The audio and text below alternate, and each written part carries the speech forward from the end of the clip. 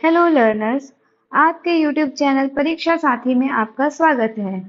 CGPSC तथा CG व्याकरण से संबंधित जानकारियों के लिए हमसे जुड़े रहें तथा फॉलो करें।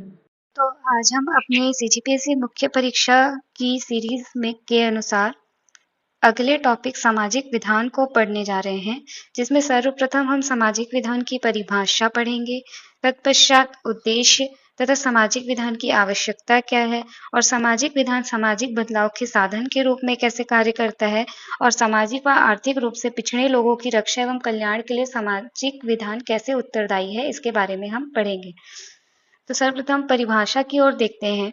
तो डॉक्टर आर एन सक्सेना के अनुसार समाज की स्थिति में सुधार लाने या सामाजिक सुधार के लक्ष्य से समाज में व्याप्त बुराइयों को हटाने के लिए सरकार द्वारा पारित कोई कानून या डिक्री। तो सामाजिक विधान क्या होता है कि जो समाज में कोई ऐसी बुराई व्याप्त है जिसे हटाना है और समाज में सुधार लाना है, तो उसके लिए जो सरकार द्वारा विधान लाए जाते हैं उसको सामाजिक विधान कहा जाता है। ठीक है। और प्रोफेसर गंगराडे कहते हैं सामाजिक विधान में समाज में घट रही गलत घटनाओं या उन घटनाओं को चयन करना जो सही ना हो को रोकने या बदलने की सक्रिय प्रक्रिया को शामिल करना। तो प्रोफेसर गंगराडे के अनुसार है कि सामाजिक विधान वह है जो समाज में घट रही गलत घटनाओं, ऐसी कोई घटनाएं हैं जो गलत है और उन घटनाओं को चयन करना जो सही नहीं है और जिसे रोकने या बदलने की आवश्यकता है, तो उसके लिए जो सक्रिय प्रक्रिया है उसे क्या कहते हैं, सामाजिक विधान कहते हैं।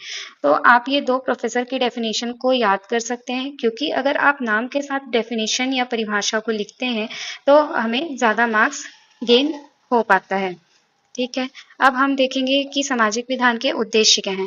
तो सामाजिक विधान के उद्देश्य हैं सामाजिक बुराई को दूर करना, जो समाज में व्याप्त बुराइयां हैं उनको दूर करना। ठीक है। सामाजिक विघटन को रोकना, क्या होता है कि विभिन्न बुराइयों, समाज में व्याप्त जो बुराइयां हैं उसके कारण समाज में विघटन आने लगता है, लोगों के बीच मतभेद होने लगते हैं, परिवार के बीच मतभेद होने लगते हैं। ठीक है। फिर तीसरा पॉइंट है वंचित वर्गों का संरक्षण। जो वंचित वर्ग हैं जैसे कि महिलाएं हो गई, अल्पसंख्यक हो गए, ठीक है, और जो ST SC अनुसूचित जाति जनजाति वाले जो समुदाय हो गए, उन्हें वंचित वर्गों में रखा जाता है क्योंकि वो मुख्य मार्ग से नहीं जुड़ पाए हैं।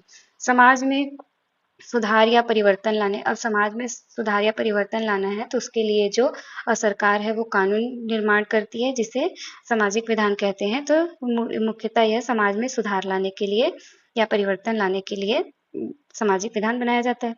अब सामाजिक विधान सामाजिक सुरक्षा प्रदान करना। सामाजिक विधान क्या करता है, सामाजिक सुरक्षा प्रदान करता है विभिन्न समूहों को या कहें पूरे समाज को। ठीक है। तीसरा पॉइंट हम देखेंगे कि सामाजिक विधान की आवश्यकता क्या है। सामाजिक विधान की आवश्यकता ये है कि न्याय को सुनिश्चित करना। जैसे विभिन्न समुदायों के बीच जैसे डिस्क्रिमिनेशन या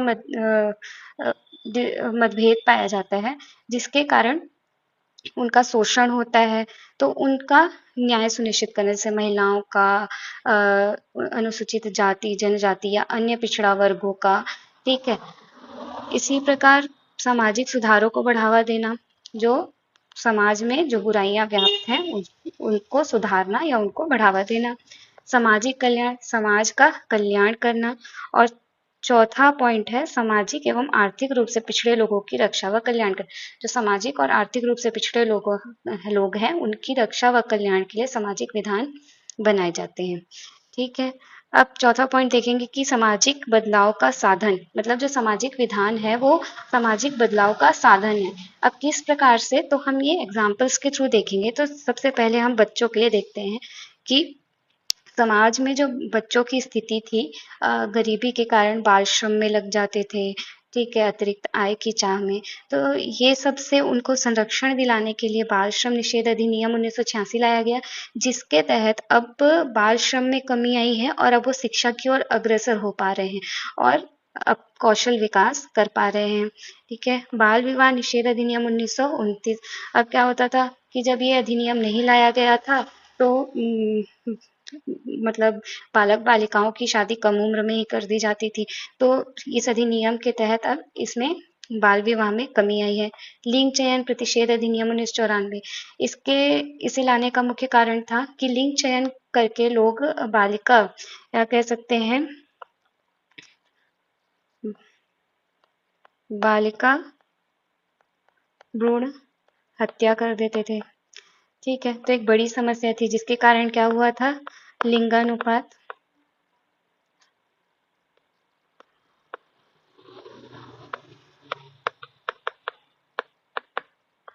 कम हो गया था।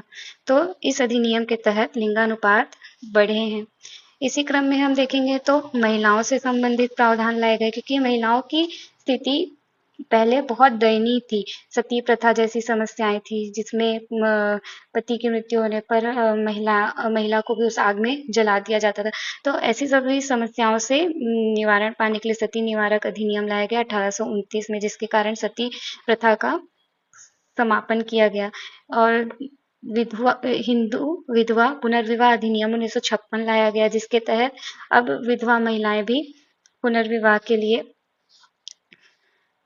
आगे आई। ठीक है। दहेज निषेध अधिनियम 1961 लाया गया, जिससे दहेज में कमी आई। दहेज ये होता है कि जो वर पक्ष द्वारा कन्या पक्ष से मांग करके या किसी भी रूप में लिया जाता है, जिसके कारण बालिका भ्रूण हत्या बहुत ज्यादा होती थी। तो इस अधिनियम से अब दहेज निषेध अधिनियम के तहत दहेज में कमी आई और बालिकाओं की में साक्षरता में वृद्धि हुई, लिंगानुपात में वृद्धि हुई। ठीक है। घरेलू हिंसा से संरक्षण अधिनियम 2005। ठीक है। तो घरेलू हिंसा जिसमें महिलाओं को का शोषण किया जाता था, विवाह के उपरांत महिलाओं से मूल्यवान वस्तुओं की मांग करना या उनका शारीरिक मानसिक किसी भी रूप में उनको प्रताड़ित करना या परेशान करना, जिसमें वर्तमान में इस अधिनियम के तहत कमी आई है। हिंदू उत्तराधिकार अधिनियम 1956 आदि। तो हिंदू उत्तराधिकार अधिनियम 1956 के तहत अब महिलाओं को भी संपत्ति का अधिकार प्राप्त हुआ है। ठीक है। इसी क्रम में मजदूर वर्ग, तो मजदूर वर्गों के लिए लाया गया है बंधुआ मजदूरी निषेध। तो इसके तहत मजदूरों का शोषण रोकने का प्रयास किया गया है, क्योंकि पूर्व में मजदूरों से अत्यधिक काम लेकर और बहुत कम आय देना या उन्हें उनका जो वेजेस होते हैं वो प्रदान ना करना, तो ये एक बड़ी समस्या थी। ठीक है। फिर लाया गया कारखाना अधिनियम 1948, जो कारखानों में काम करने वाले श्रमिक की सुरक्षा, स्वास्थ्य एवं कल्याण से संबंधित विभिन्न आवश्यकताओं को पूरा करने हेतु लाया गया था। ठीक है। फिर है वंचित वर्ग। वंचित वर्गों को उनके अधिकार दिलाने हेतु या उनके शोषण को रोकने हेतु विभिन्न अधिनियम लाए गए, जिसमें से है अनुसूचित जाति या अनुसूचित जनजाति अधिनियम 1989।